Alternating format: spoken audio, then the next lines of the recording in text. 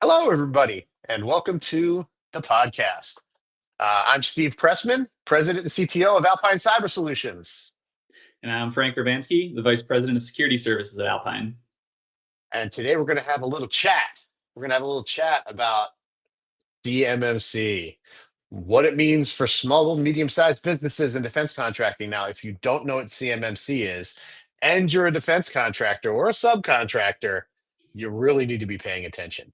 CMMC is the Cybersecurity Maturity Model Certification. Okay, that's the government loves its acronyms, and here's yet another one. Now, to be honest, if you've been in defense contracting for any amount of time, you've heard of CMMC. It is not new. Okay, it is just in a new incarnation. It's coming back from the obscure and dead, and it's kind of been the specter sitting out there for quite a while now. That is going to bring cybersecurity requirements to all defense contractors and a certification that you're meeting those requirements before you can get new contracts or eventually execute on existing contracts. So, um, Frank, tell me why. What is CMMC? What are we doing? Why are we doing it? Talk to Yep. me. Ultimately, what it's trying to do is protect the contract information, in this case, the federal contract information, and any controlled unclassified information that the defense contractors and their subcontractors um, hold or utilize during their contract performance.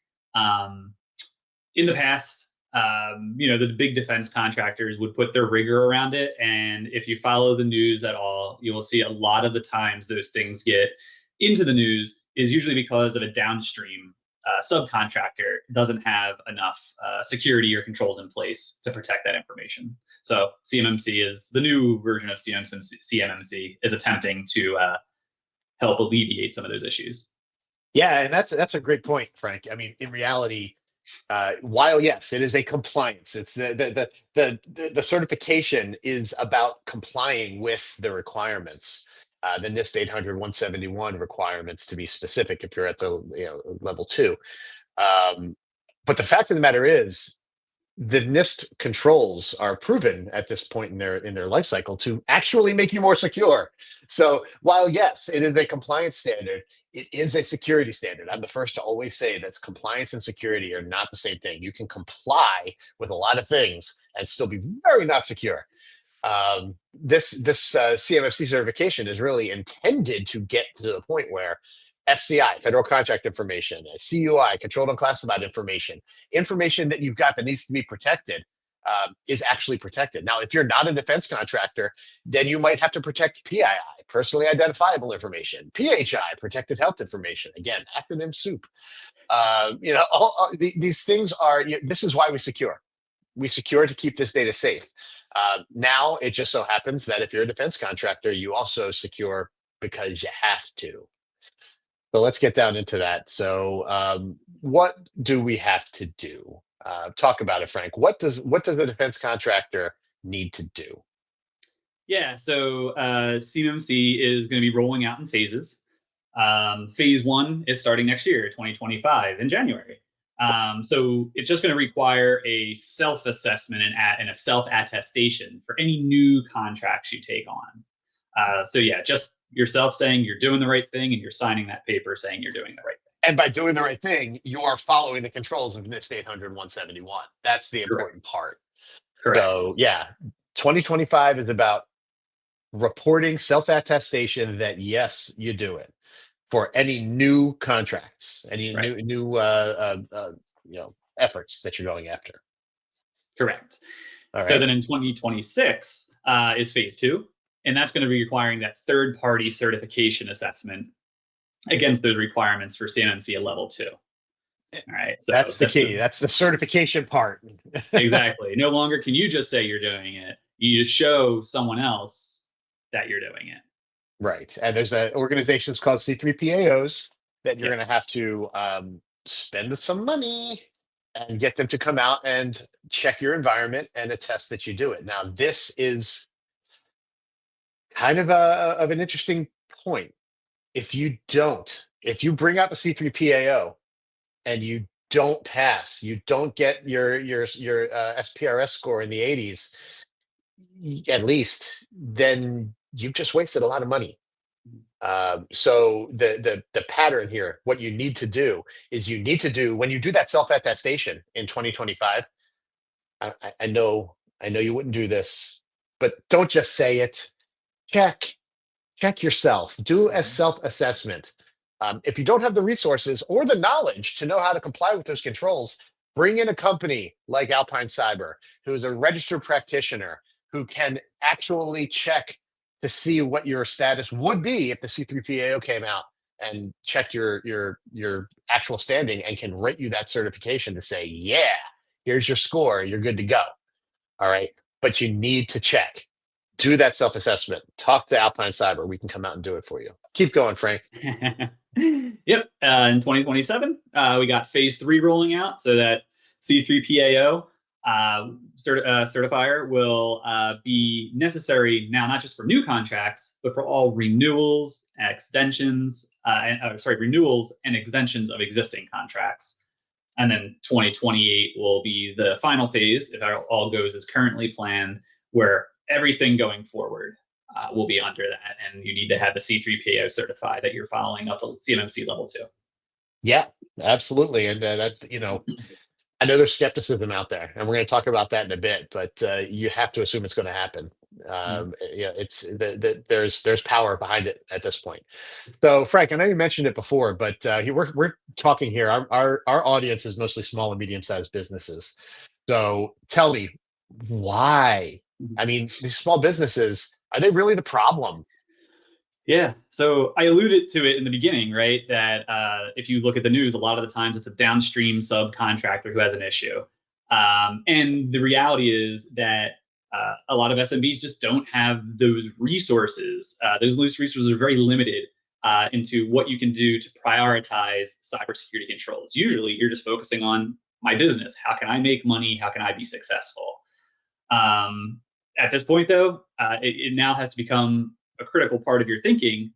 How do I make money? Is making sure I'm up to the right standards of cybersecurity.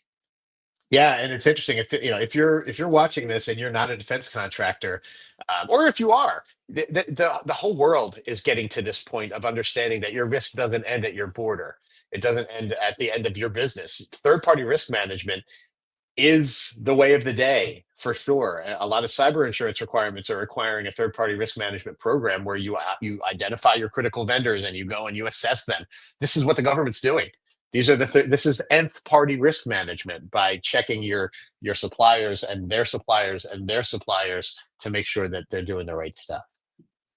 So, okay, the elephant room. The elephant room? It's the elephant room. The elephant in the room is the fact that we talked about the fact that this is not the first rodeo. This is not the first incarnation of CMMC. When CMMC first came out, it was very complex, very expensive, and it really fell flat on its face. So, all right, Frank, let's use your crystal ball and tell me, are they going to change their minds again? I don't know if anyone will disagree when I say predicting what the government's going to do is impossible. So at this point, I think it's just not worth trying to guess if it's going to come or not going to come, right? Just do it. Start the process now, like Steve mentioned earlier, whether you're doing it yourself or bringing a knowledgeable third party that can give you a plan of actions on how to get better. It's going to be worth it, whether this gets delayed or not. Yeah, and again, that's to my point from earlier too. Yes, you need to comply, but you need to be secure as well. Whether you're doing government contracting or you're not doing government contracting, you need to be secure. So, yeah, we talked about the importance of doing a gap assessment and bringing in a knowledgeable party to understand if this thing that you're doing actually does satisfy that requirement. That's an important set of skills and knowledge that you need to really have a registered practitioner to do. But what happens now? Okay, I'm a little company. I'm 10. I'm 20. I'm 5 people. How on earth am I going to get there? Security is expensive. How am I supposed to get there? So, Frank, tell me, how do I get there? Yeah, they continue to preach on it. Unless you have that knowledgeable person in house, definitely look outside. Bring in a knowledgeable company like Alpine Cyber for an assessment, or training or knowledge transfer, all of that stuff. If you're small enough, you may find that as you go through these controls, you accidentally already have a lot of them in place just because you don't deal with that technology. Or better yet, or maybe not better yet, you do find all the holes and cybersecurity weaknesses that you have. In the end, like Steve mentioned, this might be a compliance setting, but it is to increase your cybersecurity posture, which will only save you money eventually in the long run. Like Yeah. by not complying to these things, you will, I guarantee, at some point have a big outlay of money that you didn't want to do. That's worse than Yeah, the cost of you're going to this. save your reputation. You're going to save future problem, future headaches, Mhm. future labor, future dollars, all of that. Exactly. But yeah, really, you don't have to do it yourself. Any good managed service provider, and whether you use Alpine Cyber to do your managed security, or you use another vendor to do your managed IT, and they give you they sell you a secured platform, you don't have to do it yourself. We always like to say to companies, you're really good at widget making or doing whatever it is that you do. Do that and be the best at it. But the stuff that you don't know, outsource it. Do what you do well and outsource the rest. Yeah. Words to live by. So, all right, that's the end. Let's talk about it. If you take away, if first of all, if you've listened this long, thank you. Second of all, what if you take away one thing from this conversation that Frank and I have had? Get it done. All right. Don't wait until your prime comes to you and says, "I need this done by next month," or "I need this done in 2 months." Start now, get assessed, start remediating. You can spread the expense of remediation over time by doing it now. Get the assessment, know your holes, start to plug them, and you'll be good to go. Anything else, Frank? Yeah, I think we got it all. All right. Thanks for watching. Stay safe out there and have a great one. See ya.